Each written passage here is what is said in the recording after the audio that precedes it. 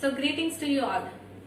Today in this session we are going to see global system for mobile communications.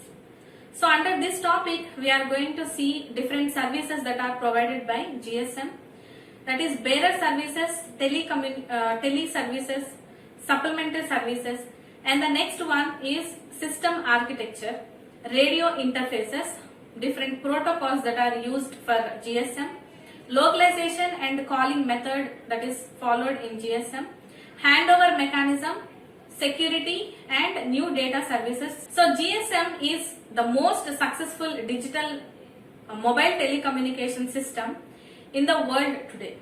So it is used by over 1300 million people in more than 190 countries in Asia, Africa, Australia, Europe, America. So among which 45 million subscribers are from India.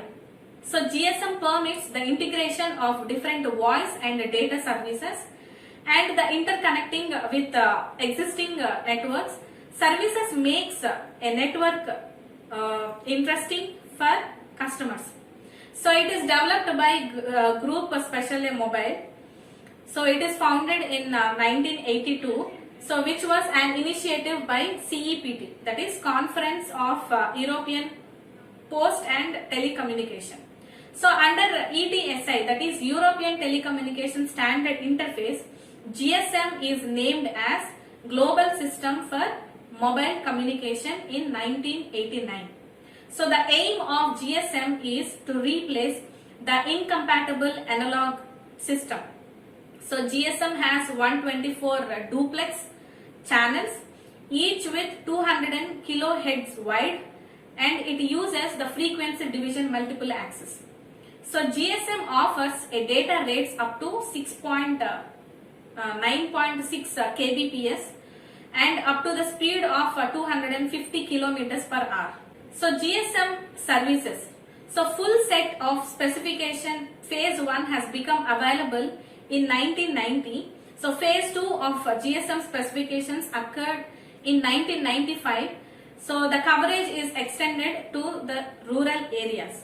So global system for mobile communications is a second generation cellular standard that is developed to cater all the voice services and data delivery using digital modulation. So GSM has defined 3 different categories of services. First one is bearer services, second one is tele services, third one is supplementary services. First one is bearer services. So GSM specifies different mechanisms for data transmission.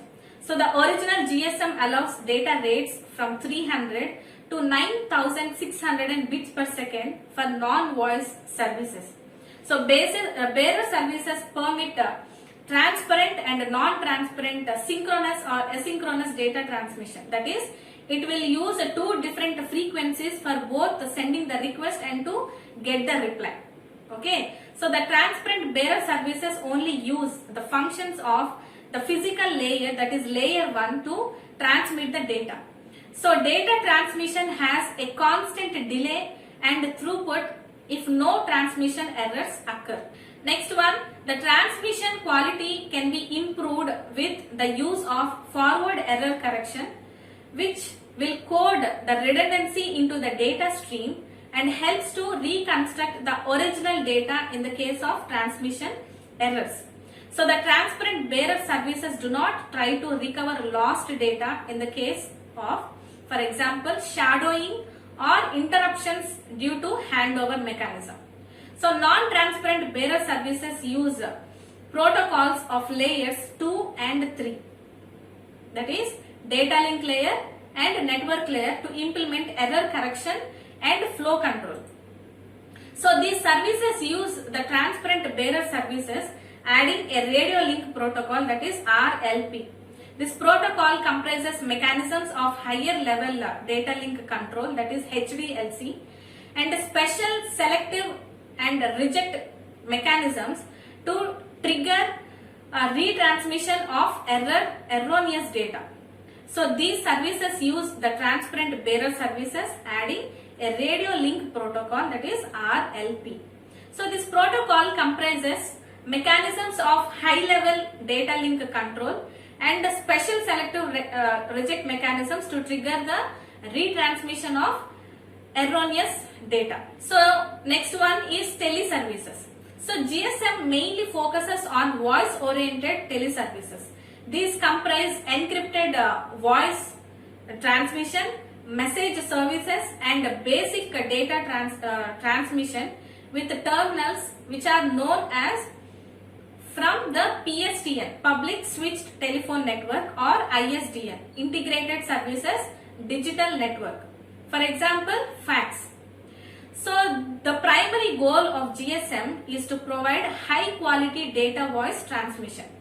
So special codes are used for voice transmission while other codes are used for the transmission of analog data for communication with traditional computer modems, that is modulator and demodulator, used in fax machines.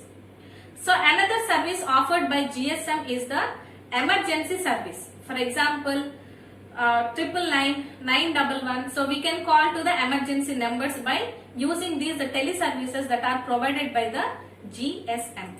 Next one, this service is mandatory for all the providers and it is free of charge.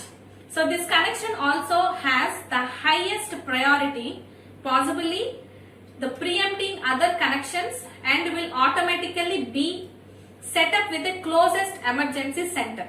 So the useful service for every simple message transfer is shortest message service. So which offers the transmission of messages up to 160 characteristics. So sending and receiving of SMS is possible during data or voice transmission.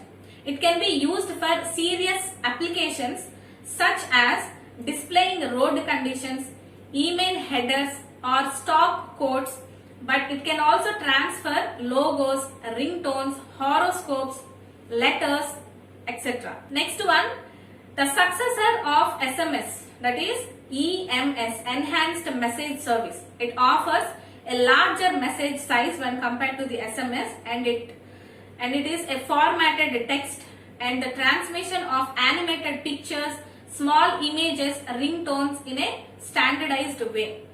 So but with this multimedia messaging services, the enhanced message service was hardly used.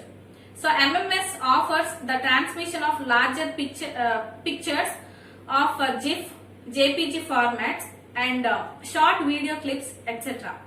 And it comes with the mobile phones that integrate small cameras also.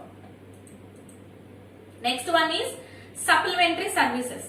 These services offer various enhancements for the standard telephony service and may vary from provider to the provider. So the typical services are user identification, call redirection, forwarding of the ongoing calls, bearing of incoming or outgoing calls, advice of charge, etc. So call related services can be call waiting, call hold, call bearing, call forwarding, conference calling, etc. So call waiting means notification of any incoming call while on the headset.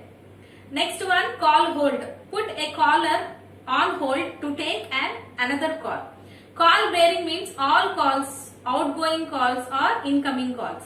Next one, call forwarding. Calls can be sent to various numbers defined by the user.